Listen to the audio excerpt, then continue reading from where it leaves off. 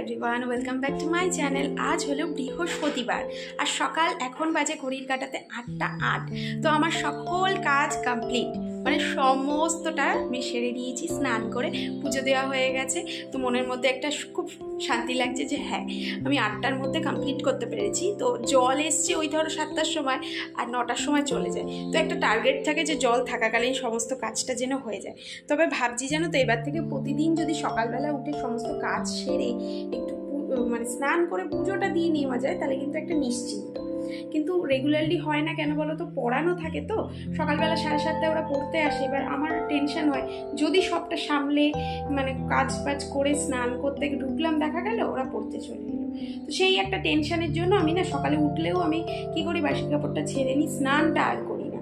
সকালে তো ধূপ দিই, জানোই, ও দিয়ে যায়। তো আজকে জানো তো সকালবেলা ও কমপ্লেন করলো। আর সকালবেলা আমরা এখন মোটামুটি 5:30 পৌনে 6টায় উঠে যাই। তো ও একটু এক্সারসাইজ করে আর আমার ডান্স প্র্যাকটিস থাকে। তো একদিন আমি শেয়ার করব সবটা। সকালবেলা অ্যাকচুয়ালি না উঠেই ক্যামেরা ধরতে ইচ্ছে করে না, তবে নিশ্চয়ই তোমাদের সাথে শেয়ার করব। ওপরে জেঠিমারও পুজো দেওয়া হচ্ছে। তো আজকে বৃহস্পতিবার, তো সেই জন্য সকাল সকাল তোমরা তো জানোই কয়েকটা সপ্তাহ ধরে এটা করছি। আর এখনো পর্যন্ত ফুল নিয়ে আসেনি। আমার পুজো দেওয়া কমপ্লিট হয়ে গেছে। গাছের টগর ফুল কয়েকটা তুলে এনে পুজো দিয়ে নিয়েছি। তো চলো, আজকের ভিডিওটা এখান থেকেই শুরু হচ্ছে। দিন যাপনটা কেমন হবে নিশ্চয়ই তোমাদের সাথে সবটা শেয়ার করব। আর সাথে থেকো, পাশে থেকো, দেখতে থাকো আজকের ভিডিও। রান্নাঘরে চলে এলাম সবচেয়ে বড় কাজটা করব বলে। রান্না করাটা সবচেয়ে বড় কাজের মধ্যে পড়ে কিনা বলো, কিন্তু এসে দেখছি না ডিম আছে না কোনো সবজি আছে। আসল কথা, আগের দিন কোনো সবজি নিইনি, তাই ভাবলাম ভাতটা বসিয়ে দিই, সাথে দুটো আলু সেদ্ধ সকালবেলার জন্য। ভাত বসিয়ে দিয়েছি, এখন অপেক্ষা করছি কখন সবজি দাদা আসবে। আর এখন একটা প্রজাপতি বিস্কুট নিচ্ছি। সকালবেলা আজকে চা খাইনি, তো কমপ্লেনটা খেয়েছি, তো আবার চা করে খাবো না। একবার খেয়েছি যেহেতু, একবারে ভাত খেয়ে নেব। আর ও সকালবেলা কমপ্লেন খেয়েই বেরিয়ে গেছে। আমাকে বলছে এবার থেকে রেগুলারলি কমপ্লেন খেলে কেমন হয়। আমি যে কমপ্লেন খাওয়া তো এমনি খারাপ নয়, খেলে ভালোই হয়। আর সকালবেলা চায়ের বদলে কমপ্লেন খেলে তো খুবই ভালো। মানে চা জিনিসটা সকালবেলা খুব একটা ভালো নয়। লিকার চা যদিও বা ভালো, দুধ চা তো একেবারেই নয়। সবই জানি, জেনে শুনেও ওই যে জীবের রুচিতে খাই। এখন অপেক্ষা করছি কখন আসবে। সবজি দাদা আসতে লেট হচ্ছে দেখে না আমি ঘরের কয়েকটা টুকটাক কাজ ভাবলাম এগিয়ে রাখি।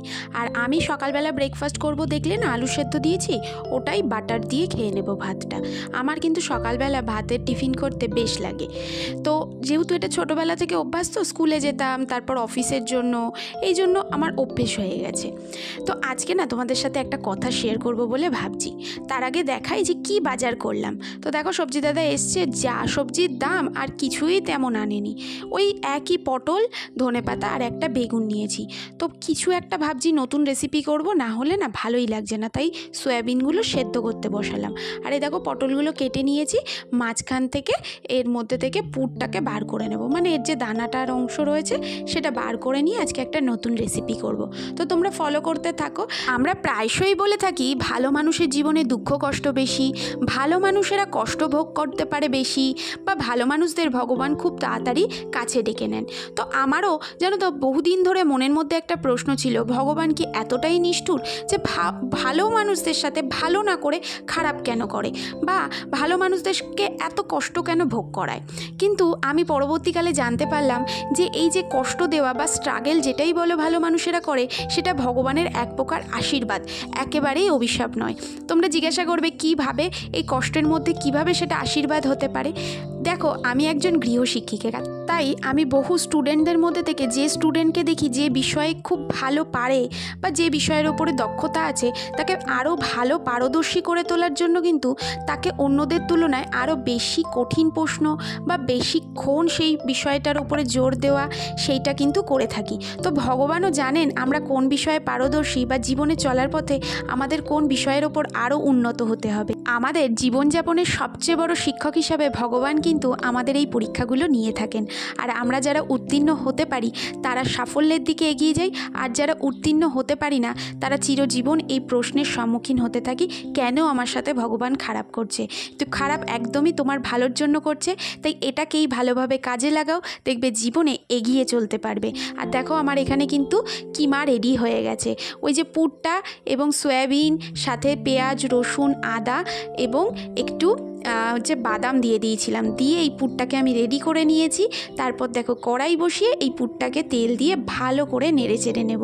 সাথে কিছু মশলা অ্যাড করব, যেমন ধরো হলুদ গুঁড়ো, জিরে গুঁড়ো, ধনে গুঁড়ো, লঙ্কা গুঁড়ো, এগুলোই। এই রেসিপিটা কিন্তু আমি প্রথমবারের জন্য ট্রাই করছি, আর রেসিপিটা কিন্তু খেতে দুর্দান্ত হয়েছিল। তোমরা যারা এখনও ট্রাই করোনি করে দেখতে পারো। আমরা বেশিরভাগ ক্ষেত্রেই চিংড়ি মাছের পুর বা নারকেলের পুর দিয়ে এটাকে ব্যবহার করি, কিন্তু তোমরা সয়াবিন দিয়েও এটা ট্রাই করতে পারো, খুব সুন্দর টেস্ট হয়। তবে সয়াবিনটা অবশ্যই যেন গলে না যায়, মানে পুরোপুরি পেস্ট করবে না তোমরা মিক্সিতে, এটা যেন মুখে লাগার মতন হয়, কিমা যেটাকে বলে সয়াবিনের কিমা। তো সেভাবেই তোমরা করো, দেখো খুব সুন্দর টেস্ট হয়। নুন, হলুদ, মিষ্টি সমস্ত কিছু তোমরা পরিমাণ মতন অবশ্যই জানো দিয়ে নেবে। দিয়ে এটাকে যেমনভাবে পটল রসা করো সেরকমই করবে, কিন্তু এই এক্সট্রা পুরটার জন্য কিন্তু পুরো রেসিপিটা চেঞ্জ হয়ে যাবে আর খেতে দুর্দান্ত হয়। তো আমি তো ভেবেছি পরে আরেকদিন আরেকটু বেটার করে করব, কারণ অনেক মশলাই আমি অনেক সময় ইউজ করি না। এই রেসিপিটাও আমি একটা ভিডিও দেখেই শিখেছিলাম, কিন্তু আমার কাছে যে যে মশলা ছিল বা যে যে জিনিস ছিল সেগুলো দিয়েই আমি আজকে বানিয়েছি। পরবর্তীতে আরেকটু বেটার করব, কারণ একটু মনের মধ্যে ডাউট ছিল যে ঠিকঠাক হবে কি না, কারণ এটা দিয়েই তো ভাত খাওয়া হবে। তো সারাদিনের কষ্টটা যেন বেকার না যায়। আর এই দেখো পুরটাকে কিন্তু ভালো করে চেপে চেপে পটলের মধ্যে ভরতে হবে, না হলে এটা ভাজার সময় পরবর্তীকালে কিন্তু বেরিয়ে আসতে পারে। তোমরা চাইলে একটু বেসনের কোটিং করেও উপর দিয়ে দিতে পারো, বা একটু কর্নফ্লাওয়ার দিতে পারো মুখের কাছটাতে, তাতে কিন্তু কোটিংটা মানে ভেতরের যে পুরটা বেরিয়ে যাবে না, ভাজতেও সুবিধা হবে। তবে আমি আর সেটা করিনি, একটু তাড়াহুড়োর মধ্যে তো থাকি জানোই রান্না করার সময়। তো দেখো ভালো করে আলতো হাতে কিন্তু পটলগুলোকে নেড়ে নিতে হবে। ভাজার সময় কিন্তু খুব কেয়ারফুলি নাড়তে হবে, আর চেষ্টা করবে তেলের মধ্যেই নুন হলুদটা দেওয়ার, যেটা আমি বেশিরভাগ সময় করি, কিন্তু আজকে আমি ভুলে গেছি, সেই জন্য পটলের ওপর দিয়েই দিয়ে দিচ্ছি।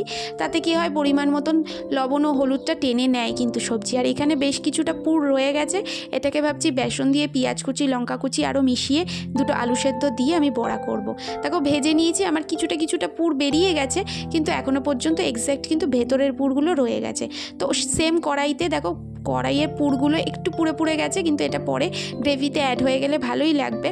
তো আমি গোটা গরম মশলা, পেঁয়াজ কুচি দিয়ে দিয়েছি, তেজপাতা দিয়েছি, এটাকে ভালো করে ভেজে নিয়ে দেবো হচ্ছে টমেটো সস, বা টমেটো যাদের কাছে আছে তোমরা টমেটোটাও ব্যবহার করতে পারো। তো আমার এখানে টমেটো সস আছে, টমেটোটা নেই বলে, তো আমি টমেটো দিয়ে ভালো করে কিন্তু এটার একটা গ্রেভি তৈরি করব। যেমনভাবে আমরা রেগুলার মশলা দিয়ে পটলের ঝোল করি, পটল আলুর, সেমভাবে কিন্তু এটা একটু মাখা মাখা হবে। আর আমরা পটলের ঝোল যেটা করি একটু ঝোলের পরিমাণটা বেশি থাকে, তো এক্ষেত্রে ঝোলটা কিন্তু কম থাকবে। যাই হোক, দেখো এখানে সমস্ত কিছু দিয়ে ভালো করে কষিয়ে নেব। আর যেহেতু গুঁড়ো মশলা আমি ইউজ করছি, একটু জল দিয়ে নিতে হবে, না হলে কড়াইটা পুড়ে যায়। আর এই পোড়া দাগগুলো কিন্তু একেবারেই থাকবে না যখন আমি জল দিয়ে ভালো করে নেড়ে চেড়ে এটা মিক্সড করে নেব, সেটা তোমরা দেখতেই পাবে। আজকে দুপুরে কিন্তু আমি এই রেসিপিটা দিয়েই ভাত খেয়েছি, এবং রাতে যখন অনয় এসেছিল এই রেসিপিটা খেয়েছে, সাথে হচ্ছে গিয়ে পুরের বড়াটা করেছিলাম, আর কিছুই কিন্তু আমি করিনি। তো এই রেসিপি দিয়েই কিন্তু এক থালা ভাত আমাদের উঠে গেছে, আর খুব সুন্দর টেস্ট হয়েছে। দেখো একদম যখন গ্রেভিটা শুকিয়ে আসবে তখনই কিন্তু পটলটা দেবে, পটলটাকে আগে থেকে দেবে না, তাহলে কিন্তু পুর বেরিয়ে যাওয়ার সম্ভাবনা থাকে। তো দেখো আমি দিয়ে দিয়েছি, আর প্রায় শুকিয়ে গেছে। আর ওপর থেকে তোমরা চাইলে গরম মশলা, ঘি দিতে পারো, তো আমি ঘি দেবো না, আমি গরম মশলা আর দেবো হচ্ছে ধনেপাতা কুচি। তো নামিয়ে নিয়েছি আমি কড়াই, এরপর ওপর থেকে ধনেপাতা কুচিটা দেওয়ার পরে যখন আমি একটু ঢাকা দিয়ে রাখবো, ধনেপাতাগুলো কিন্তু এর সাথে নরম হয়ে মিশে যাবে। আর দেখো কিছুটা আলু সেদ্ধ মিক্সড করে চাট মশলা দিয়ে আমি কিন্তু বড়াটা ভাজতে শুরু করেছি, বড়াটাও কিন্তু খুব সুন্দর টেস্ট হয়েছে। আমার রান্নাবান্না আজকের মতো কমপ্লিট, সব গুছিয়ে নিয়ে চললাম ঘরে। এখন বাজে ঘড়ির কাঁটাতে 4:30। তো আমি অফিস ওয়ার্ক কমপ্লিট করে একটু ঘুমিয়েও নিয়েছি, চোখগুলো দেখেই বুঝতে পারছো নিশ্চয়ই। তো আজকে কি হয়েছে জানো তো, তাড়াতাড়ি তো রান্নাবান্না হয়ে গেছে, তোমাদেরকে বললাম সকালেই সব কাজ করে নিয়েছি, তারপর রান্নাটাই বাকি ছিল রান্নাটা করে নিয়েছি, 11:30টার আগেই রান্না হয়ে গেছে। তারপরে এসে কাজে বসে পড়েছি, ঝটপট করে কাজ সেরে নিয়ে দেখছি অনেকটা সময় না হাতে রয়েছে, শুয়ে পড়েছি। তখন কটা বাজে? 3টে বাজে। আমি শুয়ে পড়েছি তখন, মাঝখানে একবার খেয়ে নিয়েছি, খেয়ে নিয়ে শুয়ে পড়েছি।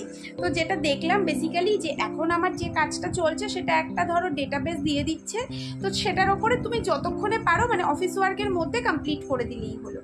তো মানে ওরকম কোনো বাধা ধরা শিডিউল নেই যে তোমার এই টাইমিংয়ের মধ্যেই করতে হবে বা এটা এক্ষুনি কমপ্লিট করে দাও, যেটা আগে ছিল সেটা এখন নেই। তো এখন হচ্ছে গিয়ে তুমি কমপ্লিট করে দিলেই হলো। তো সেটা দেখলাম যে একটু তাড়াহুড়ো করে কাজ করে দিলে কিন্তু হয়ে যায়। তো সেটা আমি করে নিলাম। তারপর এখন দেখো বসবো হচ্ছে স্টুডেন্টের জন্য, ওর কোশ্চেন পেপারটা রেডি করতে হবে, আজকে পরীক্ষা আছে ওর। আর আজকে একটু তাড়াতাড়ি পড়াতেও যাব, বাইরে জামা কাপড়গুলো তুলে ভাঁজ টাজ করে রেখে সমস্তটা গুছিয়ে নিয়েছি। আর কর্তামশাই এলে তারপর যাব, মানে আমি পড়িয়ে বেরোবো, তারপর দুজনে মিলে যাব।